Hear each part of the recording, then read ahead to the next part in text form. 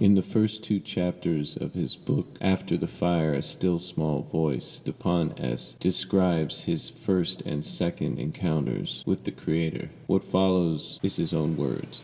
While brushing my teeth, I happened to look in the mirror, and for some reason I started weeping uncontrollably for perhaps 5 minutes. It really spooked me. I dressed hurriedly, grabbed my cigarettes, and ran out of the house without even smoking a hangover joint. I didn't really know the town, but it was so small that one could walk from one end to the other in 10 to 15 minutes, depending on the pace. One could even walk to the tiny airport with its 2 gates and 2 propeller planes. I walked to the river. It was a still, hot day, and the river trickled over brownish red stones, root beer colored. The sun burned me, and I didn't care. I smoked a couple cigarettes until my mouth got dry and sore. Then I knelt down and drank from the river, then sat back on the bank and smoked some more. Hopeless is what I felt. Like I couldn't go back to where I had come from and couldn't go any other place. I stayed there a long time like that. I must have been thinking about those horrible days in Seattle. For some reason, I began to pray in the name of Jesus Christ that God would reveal himself to me right then and there.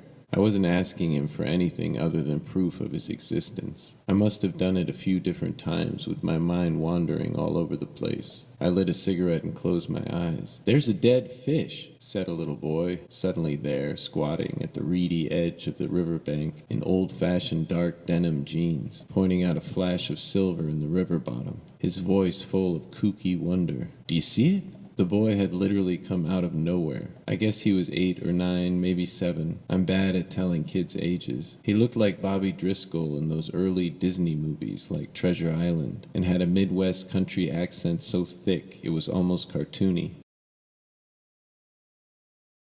"Where'd you come from?" I asked. "I live here." "Where'd you come from?" he replied. It seemed a loaded question, so instead of saying I came from a little cabin a few grassy, forested blocks away, I answered, "Seattle." Before that, New York. Again, that wonder-struck smile. "You're a city boy?" Well, kind of a city man at this point. I felt this bizarre urge to tell him that I'd recently been in a psychiatric hospital, and therefore nobody could call me a boy anymore.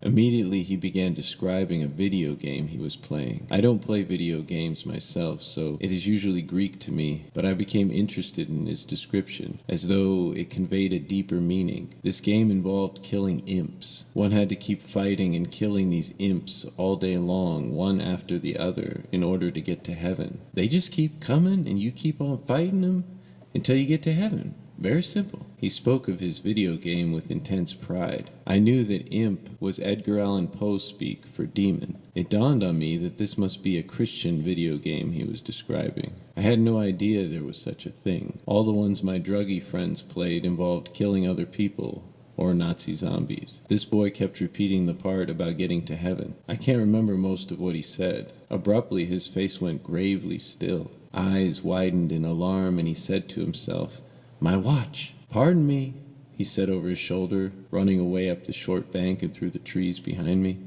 That was Stepan S.'s second encounter with God, as described in Chapter 2. His first encounter with God occurred thus. "My first encounter with God was perhaps not a conscious one," Stepan S. writes. "Although it occurred in early childhood, it did not manifest until early adulthood. It involved a severity of pain, which pressed me beyond the barriers of the physical, and planted in me a mustard seed of doubt for the whole of the corporeal plane. The best way to describe this encounter is in the form of a poem. My mother taught me to sew at the age of 6. There was a special room in the house for sewing, and I was left alone in there to do as I pleased. Somehow I managed to swipe my bare foot across the carpet where a dropped needle hid, so that it buried itself deep in the arch. I panicked, hobbled, and broke half of it off, the remainder lost within me. That night surgeons would open my foot to get it out. The local anesthesia wore off at a certain depth. I felt knives nibbling between my bones and began to holler. 20 years later, I'm handed a needle to put into the bend of my forearm in a squalid apartment in Chinatown. I decline, handing it back, then watch the man inject into his pubic zone.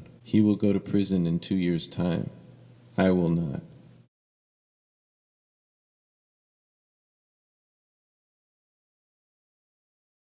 For Brandish Productions, this is Daddy Brandish.